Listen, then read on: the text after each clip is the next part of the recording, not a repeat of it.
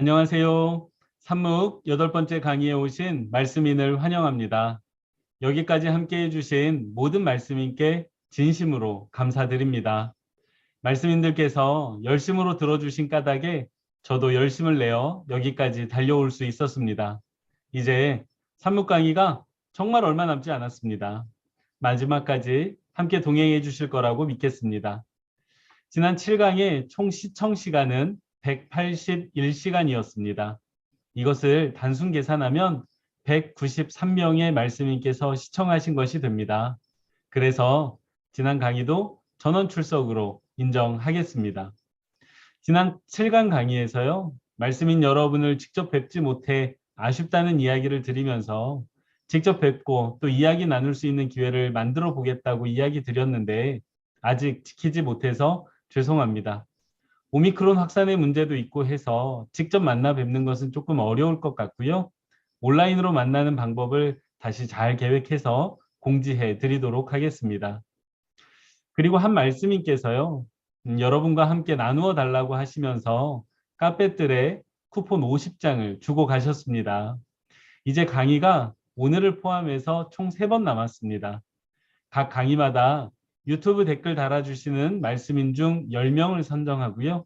구글 설문지를 제출해 주신 분들 중에 5분을 선정해서 카페들에 쿠폰을 남겨두도록 하겠습니다. 선정되신 분들은 단톡방을 통해서 공지하든 아니면 다음 강의 영상을 통해서 공지하도록 하겠습니다. 끝까지 하나님께서 우리에게 은혜를 주시기를 바라고 또 말씀인들을 위해서 저는 계속 기도하도록 하겠습니다. 이제 오늘 강의를 시작하기에 앞서서 잠시 기도하도록 하겠습니다. 사랑의 하나님, 오늘 말씀과 함께 8번째 산묵 강의로 나아갑니다. 이제까지 우리에게 은혜를 주시고 여기까지 우리를 인도하신 하나님, 앞으로 남은 강의도 우리에게 은혜를 주시고 또 우리를 붙잡아 주셔서 끝까지 하나님의 인도하심을 경험케 하여 주옵소서. 많은 말씀인께서 직접 하나님의 말씀을 붙들고 또 씨름하고 계십니다. 말씀으로 나아오는 한 사람 한 사람을 붙잡아 주셔서 말씀 가운데 길을 찾게 하여 주시고 말씀 가운데 하나님께서 주시는 새 힘을 얻어 또 새 힘 가운데 살아가게 하여 주옵소서. 그래서 말씀을 묵상하는 습관이 앞으로도 계속되게 하시고 더 풍성한 하나님과의 교제를 누리게 하여 주옵소서. 하나님, 부족한 사람이 오늘도 강의합니다. 붙잡아 주셔서 말씀인께서 듣기에 어렵지 않게 강의하게 하여 주시고 말씀인께 꼭 필요한 내용을 잘 전달하게 하여 주옵소서. 함께 해주실 것을 믿으며 사랑 많으신 예수님의 이름으로 기도합니다. 아멘. 예, 지난주 숨은 말씀 찾기 3번째 강의에도 많은 분들께서 댓글을 남겨주셨습니다. 감사합니다. 모든 댓글에 답글을 달아두었으니까요. 댓글을 다신 분들께서는 다시 한번 방문하셔서 댓글을 확인해 주시기 바랍니다. 오늘은 4개의 댓글을 살펴보려고 합니다. 첫 번째 댓글입니다.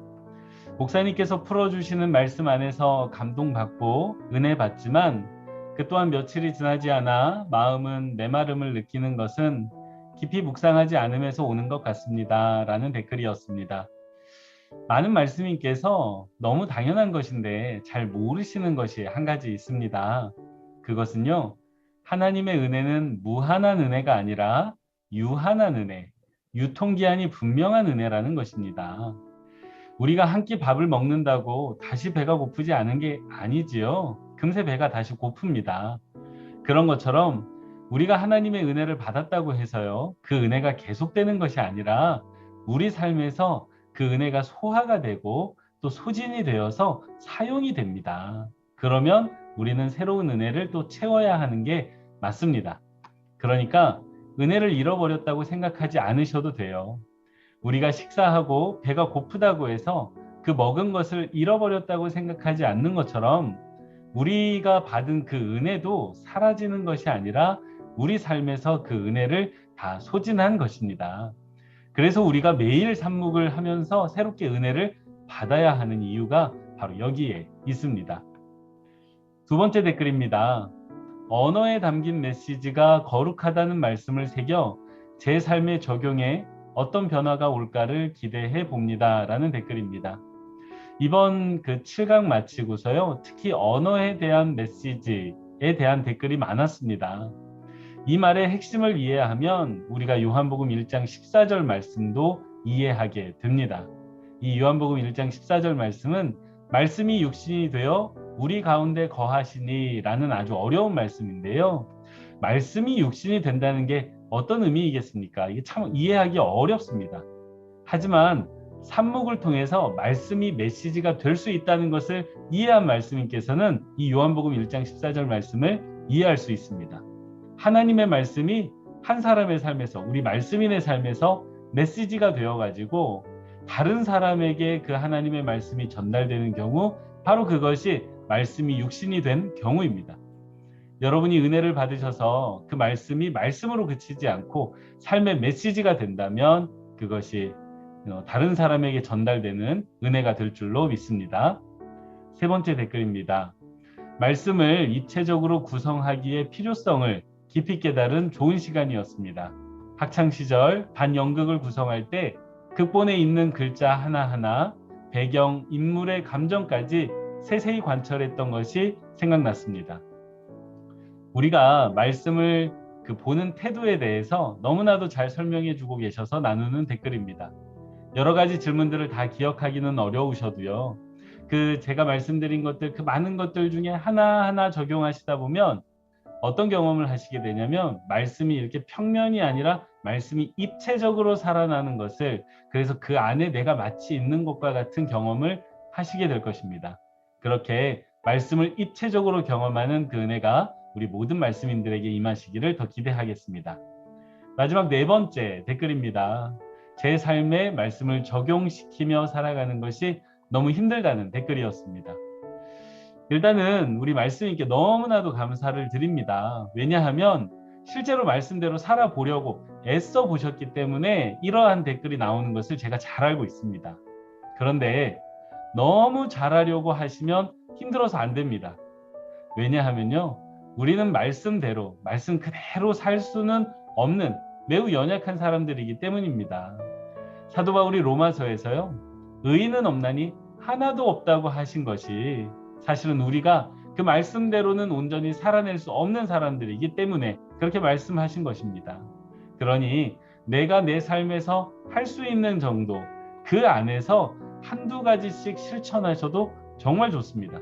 왜냐하면요, 하나님께서는 우리 말씀인의 그 작은 변화에도 매우 기뻐하실 것이기 때문입니다. 그러니까 너무 잘하려고 하지 마시고, 너무 모든 것을 다 한 번에 이렇게 실천하고 적용해야 된다고 생각하지 마시고, 아주 작은 것 하나라도 기쁘게 적용하시고 또 실천하시는 그런 말씀이 되시기를 바랍니다. 네, 여기까지 유튜브 댓글 살펴봤고요. 이번 주도 여러분의 많은 댓글 기다리고 있겠습니다. 이어서 말씀님께서 제출해 주신 구글 설문지를 살피겠습니다. 지난주에는 마가복음 4장 35절에서 41절 말씀을 지난 강의에서 이야기 드린 육하 원칙에 따라 살펴보시도록 질문을 드렸습니다. 총 80분의 말씀님께서 구글 설문지를 보내주셨습니다. 너무 감사드립니다. 답지를 하나하나 살펴보면서요, 제가 많은 은혜를 누렸습니다. 1번 질문입니다. 마가복음 4장 35절에서 41절에 등장하는 인물들은 누구입니까? 라는 질문이었는데요.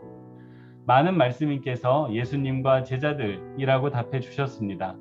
맞습니다. 그분들이 주요한 등장인물입니다. 그런데 이들이 누구입니까? 예수님과 함께 배에 탔던 사람들입니다. 그러니 예수님을 배에서 깨웠던 사람들이기도 하고요. 예수님께서 기적을 베푸시던 그 모습을 모두 직접 목격한 사람들이기도 합니다. 그리고 한 가지 더 있죠. 예수님의 책망을 직접적으로 들었던 사람들이기도 합니다. 그런데 예수님과 제자들만 있었던 것은 아닙니다.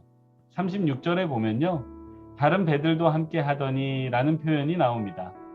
몇몇 말씀님께서 이 부분을 관찰해 주셨습니다.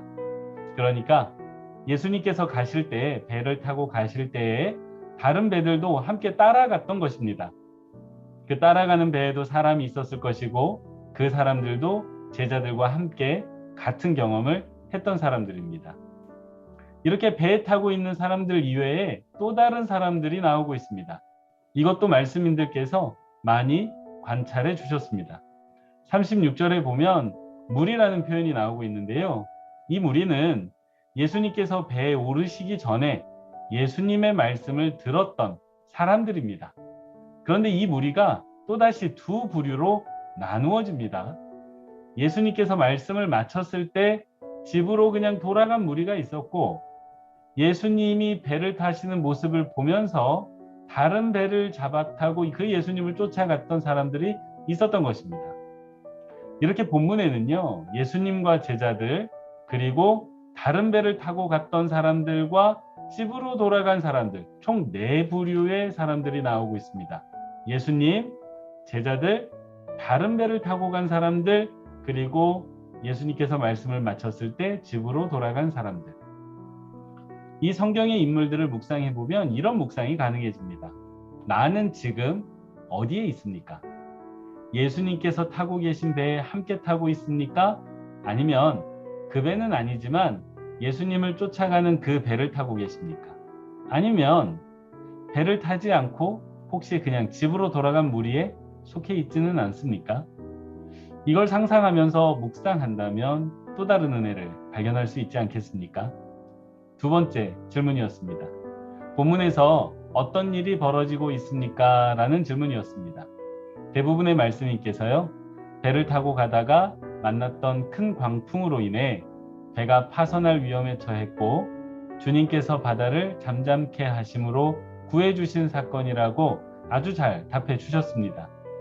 그리고 적지 않은 말씀인께서요, 그 일로 인해서 주님께서 제자들을 꾸짖으신 사건이 나오고 있습니다 라고 답해 주셨습니다. 맞습니다. 크게 보면 이 두 가지 사건이 일어났습니다. 그런데 이 두 가지 사건이 뭔가 잘 어울리지 않습니다. 주님께서 구원은 해주셨는데 제자들이 믿음이 없다고 꾸짖음을 당한 것입니다. 여러분 어색하지 않습니까? 예수님께서 제자들을 구원해 주시고 예수님께서는 제자들을 구원해 주시고 제자들의 믿음도 좋아야만 이 두 사건이 잘 어울릴 것 같은데 성경은 그렇게 기록되어 있지 않습니다. 그런데요, 오히려 이렇게 잘 어울리지 않는 것 같은 두 사건을 깊이 묵상하면 그 안에 은혜가 있는 것을 발견하게 됩니다. 왜냐하면요, 이 두 가지 어울리지 않는 사건은 내 믿음이 부족해도, 내 믿음이 조금 연약해도 주님께서는 나를 구원해 주시는 분임을 깨닫게 해주는 사건들이기 때문입니다. 이처럼 역설처럼 느껴지고 잘 어울리지 않는 사건이라고 해도요, 그 사건들을 묵상해 보면 그 안에 큰 은혜가 있음을 발견하게 됩니다. 세 번째 질문입니다. 본문의 사건이 벌어지고 있는 곳은 어디입니까? 라는 질문이었습니다. 크게 두 가지 답변이 있었습니다. 하나는 배, 또 하나는 바다입니다. 두 가지 모두 맞습니다. 사건이 벌어지는 장소는요, 바다에 떠 있는 배 안이기 때문입니다.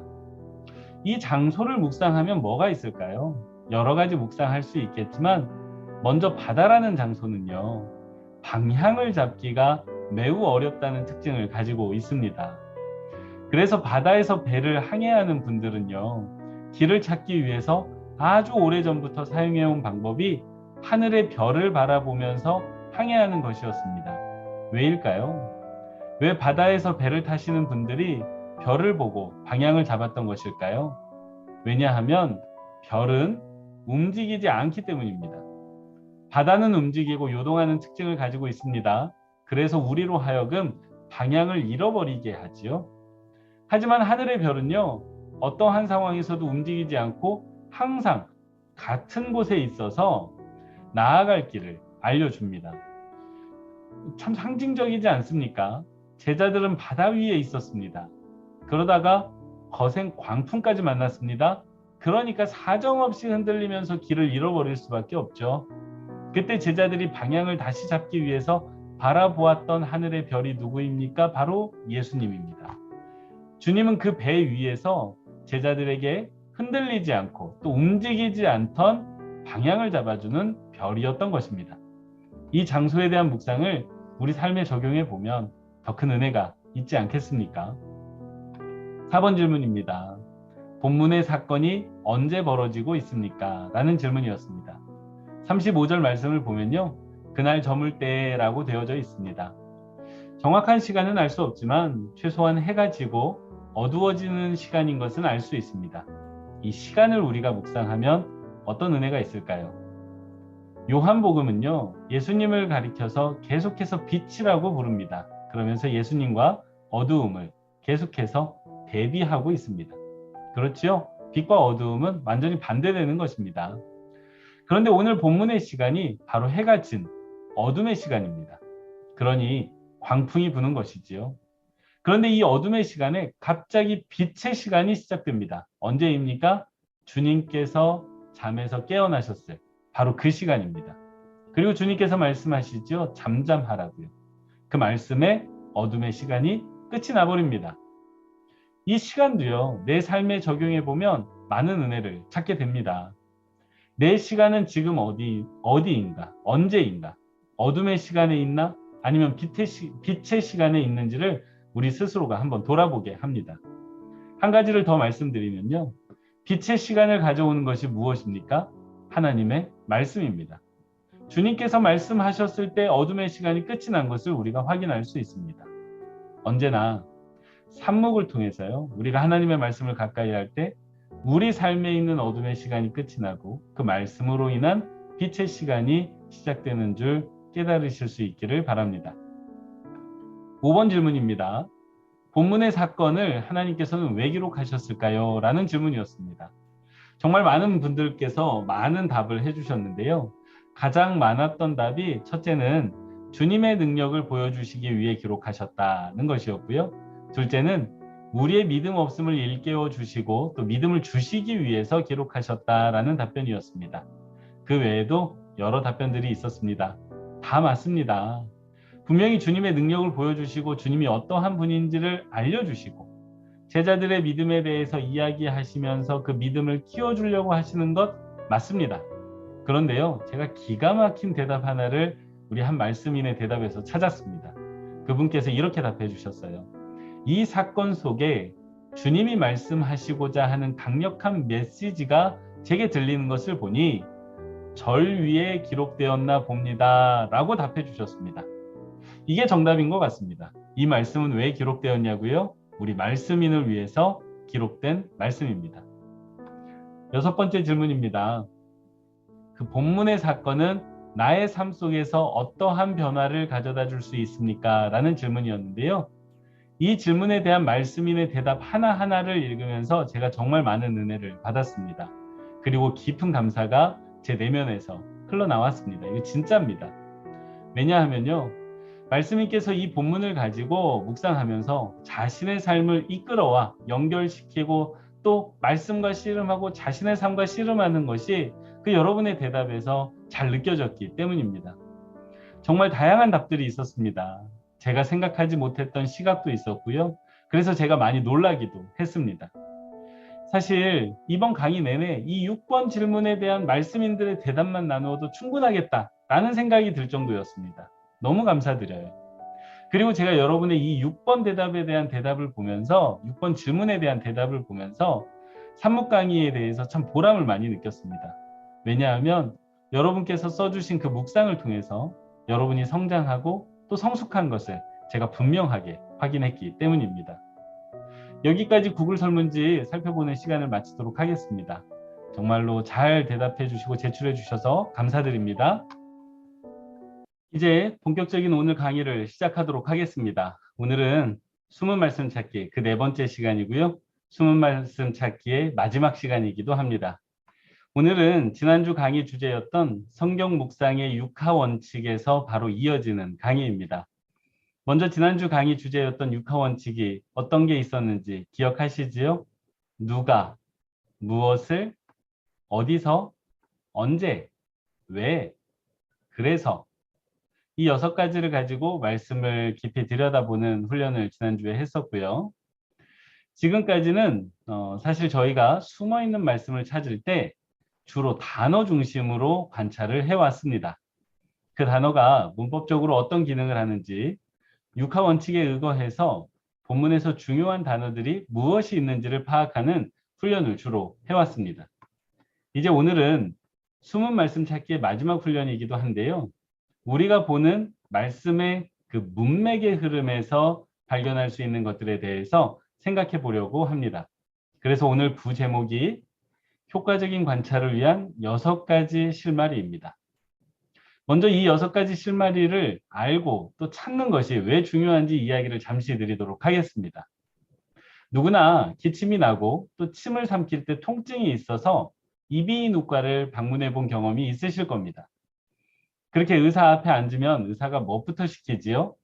예, 먼저 혀를 좀 내밀어 보라고 말을 합니다. 왜입니까? 목 안쪽 깊숙한 곳을 살펴보기 위해서입니다. 그래서 아 하고 소리를 내면서 입을 벌리면 의사가 그 목 안쪽 깊숙한 곳을 들여다보지요. 그렇게 깊숙이 들여다보면 의사 선생님은 우리 몸에서 무엇이 잘못됐는지를 발견하시고 또 이야기를 해주십니다. 그런데요, 여러분 놀라지 마십시오. 저도 이비인후과 의사처럼 여러분의 목 안을 들여다볼 수가 있습니다. 저도 여러분이 아 하고 입을 벌려주시면 저도 불을 켜고 그 안을 들여다볼 수가 있는데요. 저와 그 의사 선생님의 차이는 저는 백날을 지켜보아도요. 뭐가 잘못됐는지 알아낼 길이 없다는 것입니다. 왜입니까? 저는 훈련받은 의사가 아니기 때문입니다. 우리가 성경을 보고 묵상하는데도요. 같은 원리가 적용됩니다. 오랜 시간 말씀을 보면서 또 관찰했는데 무엇을 주목해서 보아야 하는지 훈련되어 있지 않으면, 즉 이비인후과 의사 선생님은 무엇을 봐야 되는지 알기 때문에 그것을 보고 이상한 것을 찾아내듯이 우리도 성경에서 무엇을 관찰해야 하는지를 알고 보면 훨씬 더 많은 것들을 관찰하고 또 발견할 수 있다는 것입니다. 이렇게 저희가 성경을 읽으면서 주목해서 보아야 할 6가지의 실마리가 있습니다.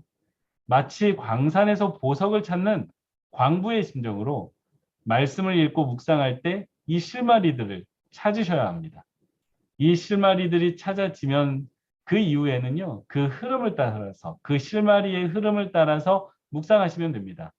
그럼 그 6가지 실마리가 무엇인지 하나하나 살펴보도록 하겠습니다. 첫 번째 실마리는요, 강조되고 있는 것들을 주목하라는 것입니다. 성경은요, 여러 가지 방법으로 말씀을 강조하고 있습니다. 그 가운데 4가지, 아니 3가지를 소개하면 이렇습니다. 첫 번째는 할애된 지면의 양을 보아야 한다는 것입니다. 아무래도요, 많이 차지하고 있는 것이 더 중요한 것이 아니겠습니까? 창세기 12장에서 50장에는요. 아브라함과 이삭과 야곱과 요셉의 이야기가 주로 펼쳐지고 있습니다. 아브라함 같은 경우는 12장에 처음 등장해서 25장에 사망하는 장면이 나옵니다. 그러니까 총 13장에 걸쳐서 아브라함의 이야기가 나오고 있고요. 그 아들 이삭은 21장에 처음 등장해서 35장에 죽는 것으로 나옵니다. 총 14장에 걸쳐서 나오고 있습니다. 야곱은요, 25장에서 태어나서 50장에 죽는 것으로 나옵니다. 무려 총 25장에 걸쳐서 나오고 있고요.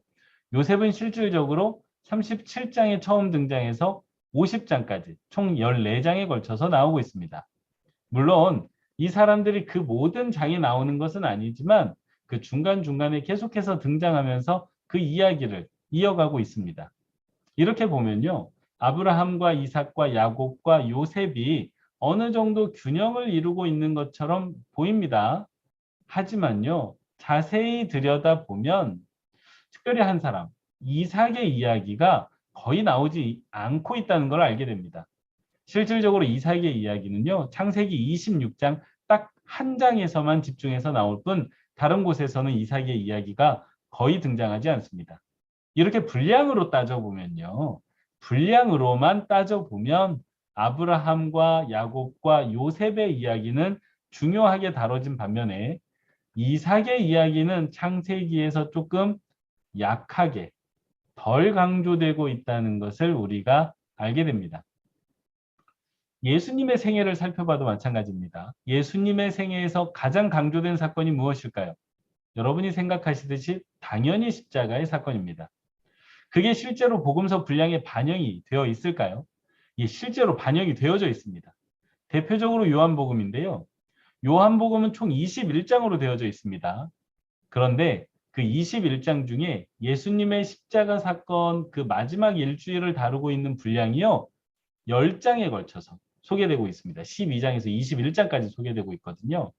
그러니까 예수님의 3년여 공생애 중에 마지막 일주일의 분량이 거의 절반을 차지할 정도로 매우 중요하게 강조되고 있음을 보게 됩니다. 두 번째로 우리가 강조되는 것을 찾을 때요. 명시된 목적이라는 것을 찾아야 합니다. 이게 무슨 말이냐면 성경의 저자들이 사용하는 강조법 중에 하나인데 그 성경을 기록한 그 목적을 쓰고 있는 것입니다. 대표적인 예가 요한복음 20장 30절과 31절입니다. 여기에 뭐라고 적혀 있냐면요. 예수께서 제자들 앞에서 이 책에 기록되지 아니한 다른 표적도 많이 행하셨으나 오직 이것을 기록함은 목적이 나오고 있죠. 요한복음을 기록함은 너희로 예수께서 하나님의 아들 그리스도이심을 믿게 하려 하며 첫 번째 목적입니다. 요한복음을 기록한 것이 너희로 하여금 그러니까 이것을 읽는 사람들로 하여금 예수께서 하나님의 아들 그리스도이심을 믿게 하려고 한다는 거예요. 그리고 이어지는 말씀을 보면 또 너희로 믿고 그 이름을 힘입어 생명을 얻게 하려 함이라. 그러니까 두 번째 목적이 나오고 있죠. 그 이름을 힘입어 생명을 얻게 하려 함이다. 이렇게 두 가지를 목적으로 명시하고 있는데 이런 게 중요하다는 것입니다. 이렇게 저자가 성경을 기록한 목적을 기록해 둔 곳이 성경의 곳곳에 있는데요. 몇몇 곳만 소개를 해드리면 잠언 1장 2절에서 6절을 보면 잠언의 목적이 나오고 있습니다. 누가복음 1장 1절에서 4절을 보면 누가복음을 기록한 목적이 나오고 있고요. 고린도 후서 13장 10절을 보면 그 고린도 후서를 기록한 목적이 나오고 있습니다. 세 번째로 강조되는 것을 찾기 위해서는 우리는 순서를 주의 깊게 관찰해야만 합니다. 마태복음 3장에서는 예수님께서 세례를 받으시는 장면이 나옵니다. 그리고 4장에 가면 사탄에게 시험을 받으시는데요. 이 순서가 있습니다. 세례를 받으시고 그 다음에 시험을 받으셨지요. 이 세례 사건과 시험 사건이 떨어져 있는 게 아니라 연결되어져 있습니다. 그렇다면 이 순서가 매우 중요합니다. 세례 사건을 통해 예수님이 하나님의 아들이심이 세상에 드러났는데요. 그 이후에 사탄이 와서 시험을 하고 있습니다. 이 순서가 갖는 의미가 있는데요. 시험은 언제 오는 것이냐? 하나님께서 우리를 사랑하신다는 것을 세상에 보여주셨을 때, 그때 시험이 오는 것이라는 것을 이 순서가 보여주고 있습니다. 하나님의 사랑을 받기 이전에, 믿음을 갖기 이전에 시험이 오는 게 아닙니다. 우리가 하나님의 사랑을 받으면, 그래서 믿음을 갖게 되면 그때 시험도 오는 것입니다. 그러니 우리가 시험을 받을 때 기뻐할 수 있는 까닭 중에 하나는요. 우리가 시험을 받는다는 것 자체가 사실은 우리가 하나님의 사랑 안에 있다는 것을 의미하기 때문입니다. 두 번째 실마리는요. 우리가 찾아야 하는 두 번째 실마리는 반복되고 있는 것들을 주목하라는 것입니다. 사실 반복하는 것보다 더 강력한 교육 수단은 없을 것입니다. 만일 내가 꼭 이해시키고 싶은 내용이 있다면 그 내용을 때마다 시마다 반복해서 거듭거듭 말해준다면 분명히 그 누군가를 이해시킬 수 있을 것입니다. 반복한다는 것은요. 매우 강력한 힘을 가지고 있습니다. 먼저 성경은요. 그 중요성을 강조하기 위해 주요 용어들이나 구절들을 되풀이해서 사용합니다. 대표적으로요. 시편 136편을 보면요. 그 인자하심이 영원함이로다. 그 하나님의 인자하심이 영원함이로다라는 표현이 매 절마다 반복되고 있습니다. 1절에서 26절까지 있는데 매 절마다 반복되고 있습니다. 왜일까요? 할 말이 없어서일까요? 아니면 단순히 음률을 맞추기 위해서 반복하고 있는 것일까요? 그렇지 않습니다. 시인은요. 하나님의 인자하심이 영원까지 변함없다는 것을 강조하기 위해서 반복하고 있는 것입니다. 그래서 이 시편 136편을 읽고 나면요. 묵상하고 나면 그 인자하심이 영원함이로다. 이 말씀만 마음에 남지 않겠습니까? 또 다른 예를 들어보면요. 믿음의 장이라고 불리는 히브리서 11장을 보면 믿음으로 라는 구절이 무려 18번 반복되고 있습니다. 그 히브리서 11장을 보면요. 서로 다른 시대에 다른 상황 가운데 살았던 성경의 인물들에 대해서 기록하고 있습니다. 그런데 이 성경의 인물들이 어떻습니까? 모두 같은 시대에 산 게 아니죠. 모두 다른 시대와 다른 상황 가운데 살았는데 공통적으로 한 가지 믿음으로 살았다는 것을 강조하고 있는 것입니다. 이게 참 은혜가 됩니다. 또 다른 예를 좀 들어보면요. 고린도전서 15장에 보면 뭐뭐 하면이라는 표현이 12절에서 28절까지 7번이나 반복되고 있습니다. 예를 들면 만일 죽은 자의 부활이 없으면 이라는 식으로 가정법을 계속 사용하는데요. 어떤 상황 가운데 계속 가정법을 사용하느냐면 부활이 없다면 이라는 상황을 계속해서 가정하고 있습니다. 그렇게 이것을 반복함으로써 오히려 바울은 부활을 강조하고 있습니다. 이렇게 어떤 특정한 용어들만 반복되는 게 아니라 성경에서는 특정한 인물도 사람도 반복되어 나오기도 합니다. 그러면 그 반복되는 사람은 어떤 사람일까요? 매우 중요한 사람이겠죠. 복음서를 보면요. 베드로라는 인물이 계속해서 반복적으로 등장합니다. 다른 제자들의 이름보다는요. 아주 월등하게 비교해 보면 사실 비교가 되지 않을 정도로 베드로가 자주 등장합니다. 그래서 우리가 베드로의 이름은 너무나도 잘 아는 거예요. 너무나도 많이 반복되고 있기 때문입니다. 반면에 다른 제자들의 이름은 잘 모르잖아요. 왜냐하면 복음서가 다른 제자들의 이름은 잘 이야기하지 않고 오직 베드로의 이름만 많이 반복하고 있기 때문입니다. 그런가 하면 성경에서 반복되는 것 중에는요. 어떤 특정한 상황도 반복적으로 나타나기도 합니다. 대표적으로 사사기인데요. 아마 들어보신 말씀인이 많으실 겁니다. 사사기 구조를 보면요.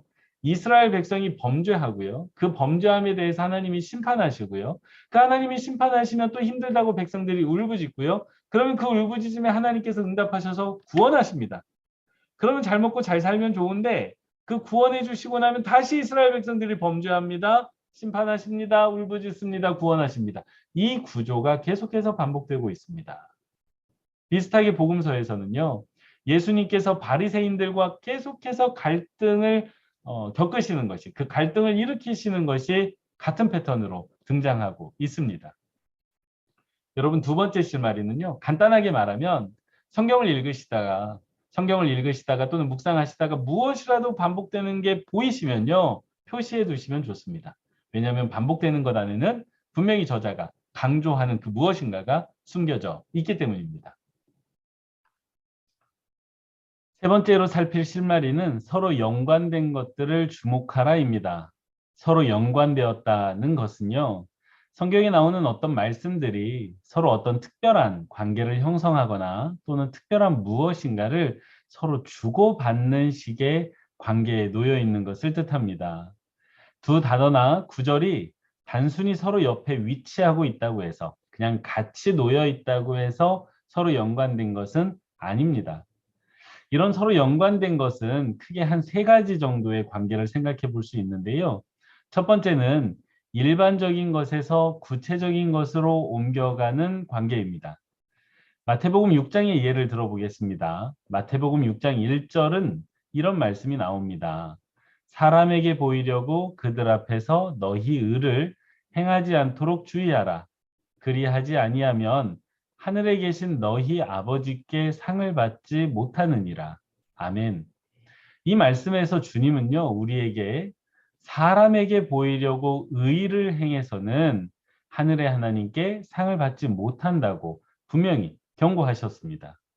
그리고 이렇게 원칙적인 말씀을 먼저 해주시고요. 사람에게 보이기 위해 무언가를 하면 상을 받지 못한다는 일반적인 이야기를 하신 다음에 아주 구체적이고 실질적인 예세 가지를 이야기를 하십니다. 첫 번째는 6장 2절에서 4절까지 나오는데요. 사람에게 보이려고 하는 구제에 대해서 경고하시면서 뭐라고 말씀하시냐면 우리가 잘 아는 말씀이죠. 오른손이 하는 일을 왼손이 모르게 하라고 말씀하십니다. 다음으로 5절에서 15절에서는요. 사람에게 보이기 위해 큰 거리 어기 위해서 기도하는 것을 경고하시면서 그러니까 사람에게 보이기 위해서 큰 길가에서 그렇게 보이면서 기도하지 마라고 말씀하시면서 어디에서 기도하라고 말씀하시냐면요. 골방에 들어가서 기도하라고 가르쳐 주십니다. 마지막으로 6장 16절에서 18절 말씀을 보면요. 사람에게 보이기 위해 하는 금식, 그것에 대해서 경고하시면서 특별히 얼굴을 흉하게 하면서 나 금식합니다라고 펴내면서 하는 금식을 경고하시면서 올바른 금식이 무엇인지에 대해서 가르쳐 주십니다. 그러니까 이 세 가지 구체적인 실예는요. 2절에서 18절에 나오는 이 세 가지 구체적인 실예는 마태복음 6장 1절에 나왔던 그 일반적인 말씀과 연결이 되어 있는 것입니다. 서로 관계가 되는 거죠. 일반적인 그 말씀에서 구체적인 말씀으로 이렇게 관계 맺어진 말씀들이었습니다.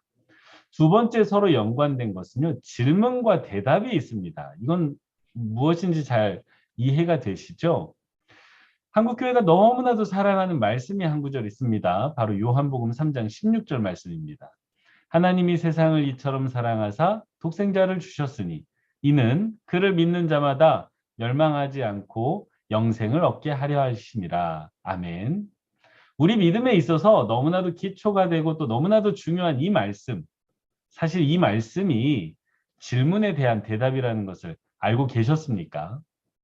이 말씀의 흐름을 보면요. 3장 16절 이전에 3장 9절에 가서 보면 니고데모라는 바리새인이 예수님을 찾아와서 묻습니다. 이것저것 묻다가 9절에 가면요. 사람이 어떻게 성령으로 거듭날 수 있습니까? 라고 묻습니다. 그리고 이 물음에 대해서 주님이 대답을 해주시는 과정에서 요한복음 3장 16절 말씀이 나왔던 거예요. 이처럼 성경에서 질문이 나온다면 그것이 하나의 매우 중요한 실마리가 될 수 있습니다. 왜냐하면 그 질문에 대한 답을 찾아가다 보면 정말 많은 것들을 발견하게 되기 때문입니다. 성경에는 정말 많은 질문들이 나오고 있는데요. 특별히 주님께서도 제자들에게 그리고 오늘 우리에게도 많은 질문을 하고 계십니다. 마태복음 6장 27절 너희 중에 누가 염려함으로 그 키를 한 자나 더하게 할 수 있느냐? 그리고 또 우리가 지난주에 살폈던 마가복음 4장 40절에는 어떤 질문이 나왔죠? 어찌하여 이렇게 무서워하느냐? 너희가 어찌 믿음이 없느냐라고 묻고 계십니다. 마태복음 26장 40절에서는 또 이렇게 묻고 계십니다. 나와 함께 한 시간도 이렇게 깨어 있을 수 없더냐? 이렇게 말씀을 묵상하시다 보면요. 이런저런 질문의 형태들이 많이 나옵니다. 그러면 그거를 그냥 지나치지 마시고 거기에 실마리가 있음을 분명히 깨달으신 다음에 따라가시면 좋겠습니다. 세 번째 서로 연관된 것은요. 원인과 결과입니다. 원인과 결과를 가장 잘 보여주는 본문 중 하나가 시편 1편입니다.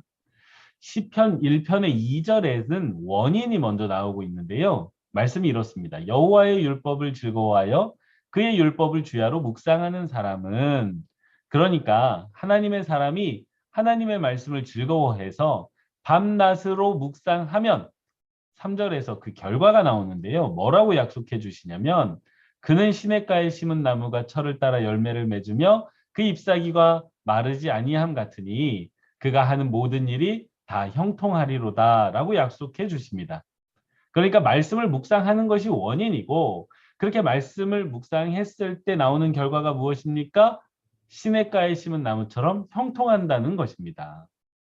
또 다른 예가 사도행전 8장 1절과 4절에서 볼 수 있는데요. 먼저 1절 말씀입니다. 그날에 예루살렘에 있는 교회에 큰 박해가 있어 사도 외에는 다 유대와 사마리아 모든 땅으로 흩어지니라. 먼저 그 시작할 때 나오는 그날, 이날이 어떤 날이냐면요. 그 7장을 보면 스데반이 순교한 날입니다. 그 스데반이 순교했던 그날에 무슨 일이 있었습니까? 큰 박해가 있었던 것입니다. 사건이 일어난 거지요. 이것이 원인입니다. 그럼 이 사건으로 인한 결과, 원인에 의한 결과가 어떻게 됐을까요? 4절입니다. 그 흩어진 사람들이 두루 다니며 복음의 말씀을 전할세로 되어 있습니다. 이게 참 아이러니인데요. 그러니까 박해가 있었습니다. 그 박해가 있었는데 그 결과 교회가 흩어졌습니다. 흩어졌는데 무엇 때문에 흩어졌느냐? 복음 전파를 위해서 흩어진 거예요. 박해로 인해서 교회가 작아진 것이 아니라 오히려 박해로 인해서 복음이 더 흥왕하는 결과를 가져온 것입니다. 이처럼 성경에서 어떤 사건을 발견하시면요. 그 사건의 결과가 어떠했는지를 함께 살펴야 합니다. 다윗이 밧세바를 범했지요. 그 사건의 결과가 어떠했는지를 우리가 살펴봐야 되는 것입니다. 예수님이 십자가를 지셨지요. 그런 그 십자가를 지신 사건의 결과가 어떻게 됐는지를 우리가 꼼꼼하게 살펴봐야 하는 것입니다. 문득 이 강의를 준비하다 보니까 궁금해지는 게 하나 있습니다. 우리 말씀인께서 삽묵을 꾸준히 하신다면 그 결과가 우리 말씀인의 삶에서 어떻게 될까요? 이렇게 묵상에서 원인과 결과를 찾고 또 발견하시고 따라가시다 보면 귀한 은혜를 발견하실 것입니다. 네 번째로 살필 실마리는 서로 비슷한 것들을 주목하라입니다. 얼마 전에 한 가정에 신방을 갔었는데 쌍둥이가 있었습니다.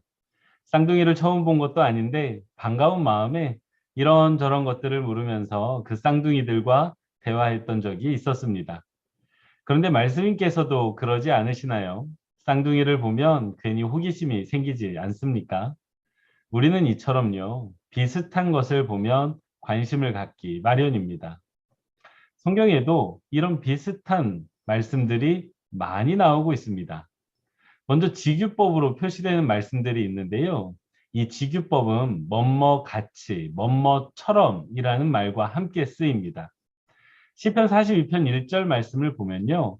사슴이 시냇물을 찾기에 갈급함 같이 내 영혼이 주를 찾기에 갈급하나이다 라는 말씀이 있습니다. 내 영혼이 주를 찾기에 갈급한 상황을 무엇에 빗대어 이야기하고 있습니까? 목마른 사슴에 빗대어 이야기하면서 그 사슴같이 내가 주를 찾기에 갈급하다라고 표현하고 있습니다. 서로 비슷한 것들을 연결시켜 둔 것이지요. 베드로전서 2장 2절 말씀은 갓난 아이들 같이 순전하고 신령한 젖을 사모하라. 이는 이로 말미암아 너희로 구원에 이르도록 자라게 하려 함이라는 말씀이 나오고 있습니다. 산묵강의 초창기에 살폈던 말씀인데요. 하나님의 은혜를 사모하는 것을 어디에 빗대어 이야기하고 있습니까? 엄마의 젖을 사모하는 갓난 아기에 빗대어서 그 아이 같이 우리도 그렇게 신령한 젖을 사모한다라고 표현하고 있습니다. 이렇게 뭐뭐같이 뭐뭐처럼을 사용하는 직유법 말고 은유법으로 표현된 말씀도 있습니다. 이것도 서로 비슷한 말씀들이 연관되어 있는 건데요. 요한복음에서 주님은 자기 자신에 대해서 7가지로 설명을 하고 계십니다. 에고 에임이라고 불리는 유명한 구절들인데요. 6장을 보면 예수님께서 나는 생명의 떡이다. 8장을 보면 나는 세상의 빛이다. 10장에서는요, 나는 양의 문이다. 그리고 10장에서 나는 선한 목자다라고 말씀하시고요. 11장에서 나는 부활이요 생명이니 나는 부활이요 생명이다라고 말씀하시고요. 14장에서는 나는 길이요 진리요 생명이다라고 말씀하셨습니다. 마지막으로 15장에서 나는 포도나무이다 이렇게 말씀하셨는데 이 모든 게 은유입니다. 사실 예수님이 포도나무는 아니시잖아요. 그리고 떡도 아니신데 빛도 아니신데 내가 바로 포도나무다, 빛이다, 떡이다 이렇게 말씀하신 것은요. 그 떡이나 빛이나 포도나무가 가지고 있는 그것들의 속성을 통해서 예수님 당신을 설명하신 겁니다. 그러니까 비슷하니까 서로 연결 지은 거예요. 이런 것을 가리켜서 은유법이라고 말합니다. 뭐뭐처럼 뭐뭐 같이라는 표현이 사용된 건 직유법. 이런 것 없이 두 비슷한 걸 연결시킨 게 은유법인데요. 이처럼 서로 비슷한 것들을 연결지어 설명하고 있는 말씀이 있다면 그 비슷한 것들의 속성을 따라가면서 그 말씀 속에 숨겨진 하나님의 은혜를 따라가야 하는 것입니다. 그러니까 서로 비슷한 것들이 연결된 것이 중요한 우리 말씀의 실마리가 된다는 것입니다. 이어지는 5번째 실마리는요. 서로 상반된 것들을 주목하라입니다. 성경을 읽다 보면 서로 비슷한 것들도 나오지만 서로 반대되는 말씀들도 나올 때가 있습니다. 그러면 그것을 잘 주목해서 보아야 하는 까닭이요. 그 안에 성경의 말씀의 실마리가 숨겨져 있기 때문입니다. 예를 들어 보겠습니다. 사도행전 4장 32절에서 37절 말씀을 보면요. 모든 믿는 사람들이 각기 자신들의 재물을 내어놓고 모든 사람이 함께 사용하는 매우 아름다운 모습이 나오고 있습니다. 그래서요. 34절 말씀을 보면 그 중에 그 사람들 중에 가난한 사람이 없으니라는 표현까지 등장합니다. 성경에서 보면요. 이 땅에서 가난한 사람이 끊이지 않을 것이다라는 말씀이 나오고 있는데 여기에서는 유일하게 가난한 사람이 없었다라고 말씀을 하십니다. 정말 하나님의 나라 천국이 꼭 이루어진 것 같은 장면인데요. 정말 놀라운 일입니다. 그런데 놀랍게도요. 이 4장 32절에서 37절에서 바로 이어지는 5장 1절에서 11절 말씀을 보면 이 앞 상황과는 정반대되는 상황이 나오고 있습니다. 아나니아와 삽비라라는 사람이요. 하나님과 사도들 앞에서 거짓말을 합니다. 자신들의 재물을 다 바치지 않았으면서도 모든 재물을 다 그렇게 내놓았다라고 거짓말하면서 하나님의 심판을 받아 죽는 장면이 나오고 있습니다. 앞의 장면과 어떻게 되고 있습니까? 정반대되는 상황이 펼쳐지고 있는 것이지요. 이런 상반된 상황들을 통해서 하나님께서 내게 말씀하시고 또 우리에게 말씀하시는 것이 무엇인지를 찾을 수 있다는 것입니다. 그게 실마리가 될 수 있다는 거예요. 또한 상반된 그 실마리를 따라서 아나니아와 삽비라가 앞서 소개된 사람들과는 무엇이 달랐는지, 그리고 또 달랐던 이유는 무엇인지, 그리고 그 상황에서 나라면 어떠했을지도 한번 묵상해 보는 것도 참 좋겠습니다. 서로 상반된 것들을 찾을 때요. 가장 중요한 접속사가 하나 있는데 무엇이겠습니까? 바로 그러나입니다. 이 부정 접속사가 나오면요. 앞의 내용과 완전히 반대되는 내용이 이어져서 나올 수밖에 없습니다. 그리고 이 역전의 흐름을 따라가다 보면요. 하나님의 숨겨진 말씀과 은혜를 찾을 때가 참 많습니다. 이 그러나의 예는 성경에 너무나도 많은데요. 그중 하나가 창세기 50장 20절에 나오고 있습니다. 당신들은 나를 헤아려 하였으나 헤아려 하였으나 그러나 하나님은 그것을 선으로 바꾸사 오늘과 같이 많은 백성의 생명을 구원하게 하시려 하셨나니. 아멘.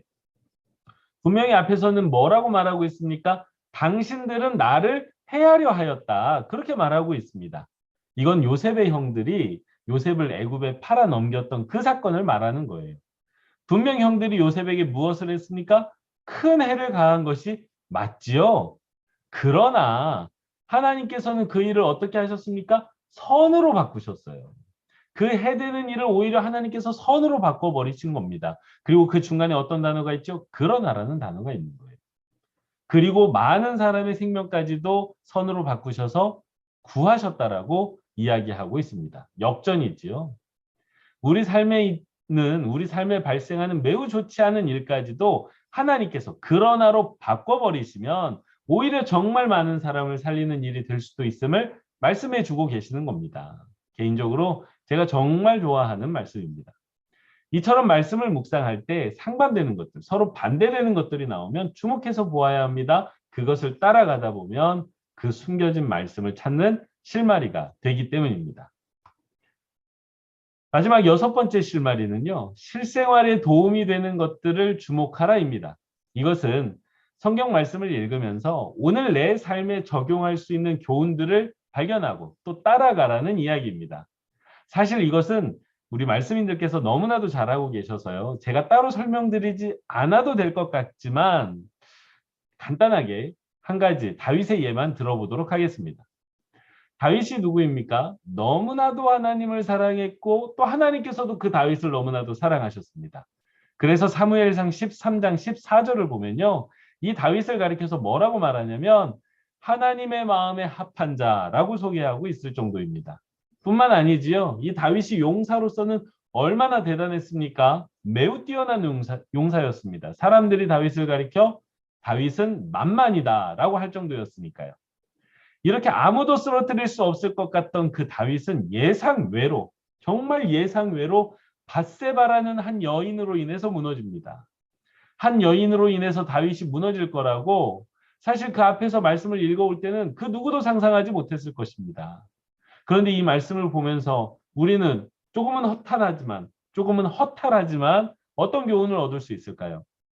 내 실생활에 도움이 되는 메시지는 무엇일까요? 그걸 한번 찾아보면요. 그것은 사탄이 우리를 무너뜨리기 위해서, 나를 무너뜨리기 위해서 엄청나게 강하고 큰 것을 가지고 오는 것이 아니라 어쩌면 우리가 대수롭지 않게 여기는 작은 것, 아주 작은 것을 가지고 찾아와서 우리를 넘어뜨릴 수도 있다는 그 교훈을 주는 것 아니겠습니까? 이처럼 우리가 말씀을 읽을 때요. 지금 내 삶에 적용할 수 있는 것을 찾아서 따라가는 것. 그래서 그 실마리를 따라가 보는 것, 그리고 그 안에 담겨진 말씀을 찾아내는 것. 그것이 여섯 번째 실마리였습니다. 네, 여기까지입니다. 오늘은 효과적인 말씀 관찰을 위한 여섯 가지 실마리를 찾는 법에 대해서 여러분과 함께 살펴봤고요.